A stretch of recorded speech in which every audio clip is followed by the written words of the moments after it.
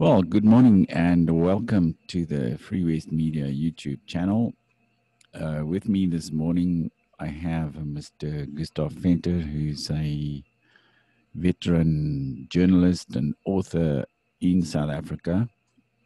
And we're going to talk a little bit about the recent terrorist attack in Vienna, Austria, and what flows out of that, because it seems to me that terrorism has now become a huge problem all over the world, and particularly in Europe. Well, good morning, Gustav. How are you? Good morning, Dan. I'm fine. Everything is just swell over here in the Free State province of South Africa. Yes, you're in a rural town, so yeah, the chances are not that great that you'll suffer a terrorist attack in your vicinity. Well, I suppose we need to count farm murders yes, as true. a form of terrorism. Exactly. I was also going to say that you have got those terrible farm murders, and that's also a form of terrorism because they are targeting rural people. That's right. Torturing. But sure, we of course over here we won't suffer urban terrorism. Yes, I mean I think the main characteristic of this kind of terrorism, and I think in this case in Vienna we can also refer to it as Islamic terrorism. It's classical terrorism where a violent act like that is perpetrated in order to gain the maximum publicity for it, and it has been world news. So they have been successful in publicizing their act, and it just seems that a lot of European countries now are having to deal with this, especially France, too, where there are regular occurrences of terrorist attacks, most recently in Nice, of course. And, we had the church stabbing, and, there have been other recent incidents as well. And, of course, in Nice itself, where a terrorist ran over tens or dozens of people a few years ago. And then, of course, we had the Charlie Hebdo attack in Paris in 2015, I think. So, it's become almost a way of life now in Europe, and especially in big European cities, that people are targeted, civilians are targeted by these radical extremists, acting as part of a kind of a jihad against the West. Exactly. What baffles us in South Africa is the fact that European countries have brought this upon themselves. They invited their enemies to come and stay among them, and people who won't assimilate.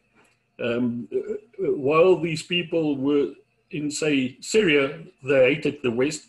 And when they came over to the West to live in the West, they still hated the West. Nothing changed. Yes, and paradoxically, the story about the Austrian attack is on freewastemedia.com. And just yesterday, we ran another story about the Swedish government getting ready to welcome even more migrants and refugees to Sweden, because the governing Social Democratic Party, they're in some form of a coalition with the Green Party, and the Green Party was putting pressure on them to admit more migrants and more refugees to Sweden, and therefore they announced this deal that for the continued support from the Green Party, they were going to get more migrants and more refugees. So they will undoubtedly attract more radical Islamists from the Middle East, and that will undoubtedly also lead to terrorist attacks on Swedish cities, where they've also had already their fair share of this kind of They attack. sure have. Yeah, they sure have. There's an inevitability to all of this. Islam and the West have been at odds for 1,000 years. And I mean, well, it's a euphemism. They've been fighting each other tooth and nail for 1,000 years. And to think that all of that animosity is going to evaporate just because Europeans should welcome them and make them feel welcome, show some affability, is just, it's ludicrous. One wonders what Jan Sobieski would have made of this. Jan Sobieski III, who famously defended Vienna, the very same Vienna, in 1683. True. And stopped the Turkish hordes before they and only just before they could invade and sack Vienna. Yes, you're quite right. But you know, I also watched a TV program in France after the most recent attack there in Nice, and on the what they call in French plateau de télévision, it was in the studio was the famous French commentator and author Eric Zemmour, and he was saying also that that it's been more than 1,000 years that we had this conflict between Christianity and Islam. And according to him, there was an important difference between Christianity and Islam in the sense that, well, first of all, within Islam, they consider all the other religions, especially the so-called Abrahamic religions, Christianity and Judaism, as a betrayal of the original message. And they are the only true religion. That's the first point. The second point that he made was that, Christianity, because it made a distinction between the earthly realm and the hereafter, it implicitly provided for a form of secularism on earth, and tolerance between different belief systems and religions, and freedom of religion. And eventually, of course, within the West, after the religious wars of the late Middle Ages, we evolved towards tolerance between Protestantism and Catholicism and Judaism as well.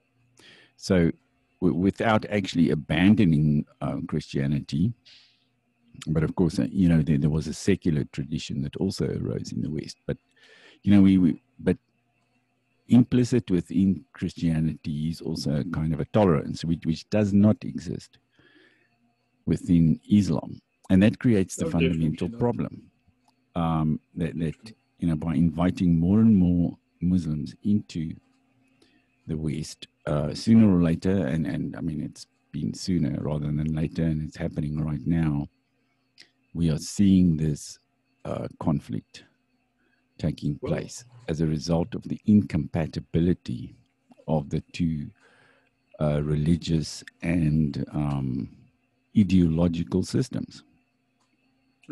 Absolutely.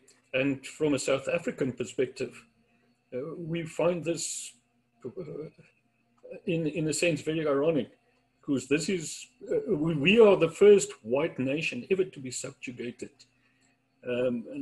by a majority black population. We've got no political power. And one thing we learned through this process is that you cannot, in some way, mollify the feelings of animosity of another people towards your own by handing them power. And it seems that the Europeans have this idea that the more tolerant they are and the more that they relinquish power and the more that they allow these Islamicists to act in their own strange ways, that in some way that will make them tolerant, but it will not make them tolerant. It's not in their religion to be tolerant. And I'm speaking about the extremist side. Yes, I think one could also, I suppose, refer to it as appeasement. And as Winston Churchill said, the definition of an appeaser is somebody who, somebody who is prepared to feed the crocodile in the hope that he will be eaten last. And we can see this process playing out in the West and in Europe, especially at the moment. But this notion, people say that terrorism works. And we've had that experience in South Africa. Terrorism works. The current bunch ruling over us, they were utter terrorists. They were listed by the US State Department and by the CIA and everybody as terrorists. They did exactly this kind of thing. They attacked civilians. They placed bombs in the street and in supermarkets and in shopping centers. And it worked for them. It worked beautifully. Eventually, our old government just capitulated. And I think the Islamists know this. And if they can just continue with this kind of a strategy, then eventually it will lead to capitulation if nothing else happens. And if there's not, if some new idea doesn't arise in Europe and in the West, it's going to work. Terrorism is going to work, and they will achieve their aims. That is the tragedy of what we are seeing at the moment. There's that novel by Gabriel Garcia Marquez called Chronicle of a Death Foretold. And in all of this stuff, looking at it from South Africa, it's a chronicle of, you're seeing a story and you already know how it's going to end, unfortunately. Well, there's another frightening scenario, and that is that the next Adolf and the next Benito are already polishing their speeches in front of the mirror, and that we will see the rise of what Tom Wolfe referred to as nationalistic brotherhoods. So in other words, extreme right-wing forces arising. And you could see maybe 20, 30 years down the line that you will have these dictators returning. And then there will be bloodshed on an unprecedented level in Europe. If something doesn't happen, it all leads to a terrible end game like that. Well, yes, that's another frightening possibility. You're quite right, Gustav.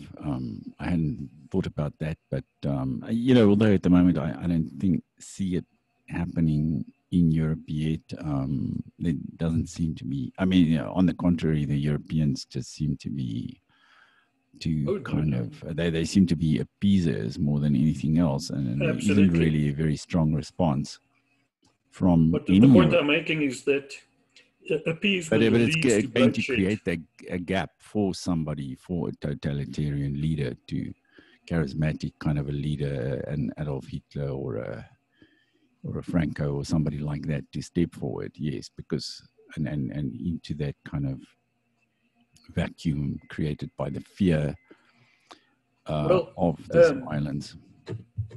The point being that appeasement leads to extreme violence in the end. And we're experiencing it in South Africa. We demonstrated the most supreme kind of appeasement. We handed over all political power. And since then, probably 50,000 white people have died in this country, been murdered in this country. So there was enormous bloodshed because of our attempt at appeasement. Yes, I'm afraid I can't fault you on that one. And yeah, and that's I think our message to the world is that appeasement leads to even more violence. So let's hope that Europeans will find it within themselves to come up with, a logical and efficient solution to the problem of terrorism facing them. But thank you very much, Gustav, for your input. And I'm sure we'll do that another time here on the Free West Media channel. Please don't forget to subscribe to the channel if you haven't done so already. And until next time, goodbye.